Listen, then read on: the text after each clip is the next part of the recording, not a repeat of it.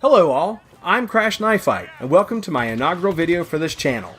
In the weeks and months ahead, I plan on bringing you content devoted to video games, Star Wars, some live streams, and whatever else might pique my interest. So with that in mind, I am launching this channel with a series of videos dedicated to Star Wars Battlefront 2. There are a fair number of videos out there offering tips and advice to improve your BF2 gameplay, but the majority of the content seems to revolve around the same few ideas, which mainly concerns either how to earn quick battle points, how to sustain your hero or villain kill streaks, or picking the best loadouts to make you an unstoppable murder machine. One way or another, most of the videos you will come across stress individual gameplay. A lot of those videos are great and certainly worth checking out, but oddly few, if any, seem to address one of the biggest complaints we all have: teammates. Hero play and kill streaks are great fun, but the last time I checked, we're playing to win the game. Climbing to the top of the scoreboard is going to be much more rewarding if your team can make it past the first stage of a map, and that takes a collective effort to get there. So in this introduction and the videos to follow, I am offering a few tips and advice pointed at improving the idea of teamwork and effectively playing the objective. In this video, I am taking a look at some general ideas that apply to offense, and while it may seem obvious, let me define what I mean when I am discussing offense and defense. Your team is on offense if it is attempting to overtake or interact with an objective. Your team is on defense if it is preventing the enemy team from overtaking or interacting with that objective. Additionally, defense includes those maps where your team is attacking vehicles or what the game developers have labeled artillery, like playing as the rebels on the first stage of Hoth or the clone army on the first stage of Naboo. Because although you are on the attack, the overall goal is still to stop the progress of the enemy. So with all that out of the way, let's get this started. Number 1, be aggressive. Please understand, when I say be aggressive, I am not asking you to pull a Leroy Jenkins, activate the Vanguard on your assault class, and run onto the objective just to get blurred in the face by an officer. What I am saying is that you need to keep or maintain the initiative. Keep the opposing team on its heels, and that is going to require the majority of players advancing on the objective. One of the most frustrating things to deal with in BF2 is a team that includes 4 or 5 specialists that are set up on the back of the map trying to score headshots in the next zip code.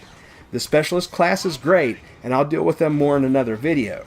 But the type of gameplay where 1/5 to 1/4 of the team is not moving toward the objective is doing little to help. 1 or 2 good specialists are all that is needed to play the counter sniper role or harass the opposing team. If you are a dyed-in-the-wool specialist player, try experimenting with your loadouts and find something that will bring you closer to the action in case your team has an overabundance of other snipers. So in short, the more players moving toward the objective, the better chances you will have. Let me also note, as I alluded to earlier, being aggressive does not mean acting hastily. Be patient. Get close to the objective. Wait for other players to join you or wait for an opportunity to present itself. Offensive teams possess a limited number of tickets, and that needs to be taken into account. Another opportunity to play aggressively originates in the transition from phase to phase. Players will often take advantage of the countdown between phases to respawn in order to choose a new class or get a shot at a hero. And there's always an overachiever or two trying to get some cheap kills running around in the out-of-bounds area.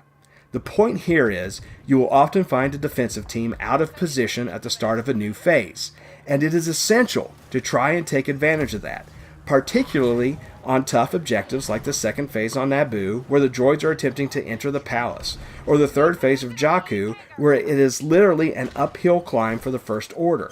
It doesn't always work, but getting in position and having a good feel for when the boundary markers will switch over and getting right in the face of the defenders at the beginning of a phase can prevent that objective from becoming a wall of blaster bolts, turret fire, and grenades. Now, let's take a look at when your team is struggling to seize the initiative. Number 2. If at first you don't succeed, try something else. Well, maybe not at first, but too often I watch teammates try the same thing over and over again, expecting a different result, which is a popular definition for insanity. We have all faced those teams that seem to have the objectives locked down, but even the best teams sometimes will have a chink in the armor somewhere. Most maps have multiple routes to the objective, and you and your teammates should investigate every possible avenue. We all have our favorite spaces to occupy on the map, but you should do your best to learn the ins and outs of every map and use it to your advantage. U.S. Air Force Colonel and fighter pilot John Boyd developed a decision-making cycle known as the OODA loop.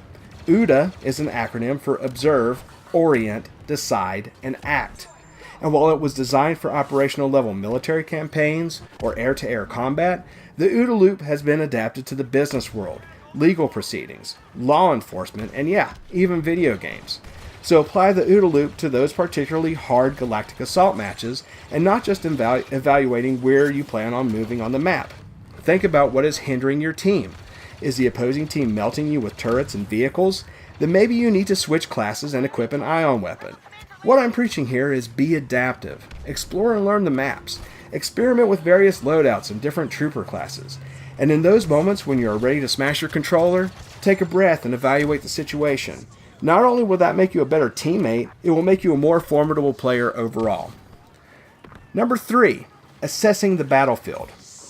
This point ties directly to the last. At any given time, your screen is providing you a lot of information, and since the majority of BF2 players are not communicating directly via mic, it serves as a passive means for teammates to relay information, and it should play a role in determining your actions. Of course, the mini-map is crucial for observing and then orienting yourself.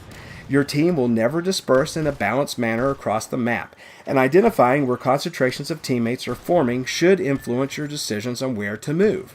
Do you move away from the pack and attempt to flank, or do you add to the concentration of force to make a push on an objective? Obviously, where enemy activity is popping up on the map should also be taken into account. Moreover, knowing where heroes and villains appear on the map also plays into being a better teammate. Is there a friendly hero or villain on the map? Are they receiving support from other players? Perhaps you should give them a hand and help them clear out opposing players and keep an eye on their back. The objective markers are also providing a good deal of information, particularly on levels with more than one objective. Is one of your teammates interacting with an objective? How many teammates are trying to overtake it? How fast are they completing it? These are all questions you should ask on offense. If your team seems to be doing a good job at securing an objective, then perhaps it's time to move to the next one, or push ahead and help keep enemies from slowing down your progress. It never hurts, however, to hang around an objective to make sure it gets completed. Number 4, do not let your battle points go to waste. Look, we all want to get a hero or villain, but it is not always going to happen. I have been to games where I have left thousands of battle points go to waste when I could have selected a reinforcement class or vehicle to help turn the tide of the battle. Do not let special classes and vehicles go unused. They can be the difference maker. So this is all I have for now, and hopefully these tips will help you and your team succeed on offense when playing Galactic Assault. My next video will dive into some tactics to help when your team is on defense, and then I will take the series into some specific tips for specific trooper classes. If you enjoyed the video and you want to see more content like this, please like and subscribe, and I'll be back soon.